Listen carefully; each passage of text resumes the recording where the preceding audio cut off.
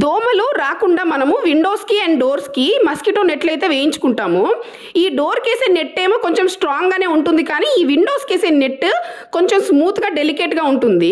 దీన్ని మనం క్లీన్ చేయడం కోసం మాటికి తీసి ఉతకడం వల్ల ఏమవుతుంది అని అంటే అది తొందరగా చినిగిపోతుంది అనమాట.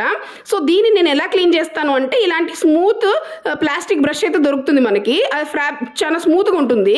సో దీంతో క్లీన్ చేయడం వల్ల మనకి ఈజీగా డస్ట్ అనేది క్లీన్ అయిపోతుంది. అండ్ ఈ డోర్లకు ఉన్న డస్ట్ ఏమైపోతుందంటే అదంతా అక్కడ హోల్స్లో ఉండిపోయి మనకి ఫ్రెష్ ఎయిర్ లోపలికి రాకుండా ఆపేస్తుంది అనమాట. సో మనం తడి బట్టతో తుడిస్తే ఏమవుతుందంటే అది నీట్గా క్లీన్ అవ్వట్లేదు.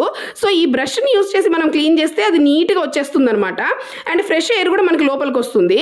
సో ఇది వారానికి ఒకసారి మనం ఇలా క్లీన్ చేసుకుంటే మనము ఇంకా తడి బట్ట పెట్టాల్సిన అవసరం లేదు. దీంతోనే మనం నీట్గా క్లీన్గా హైజెనిక్గా అయితే చేసుకోవచ్చు. సో నాకైతే ఇది బాగా యూజ్ అయింది క్లీనింగ్లో. అండ్ తర్వాత మళ్ళీ దీన్ని మనం దులుపుకొని పక్కన అయితే పెట్టుకొని మళ్ళీ యూజ్ చేసుకోవచ్చు. మీకు నచ్చుతుంటే please like, share and subscribe my channel.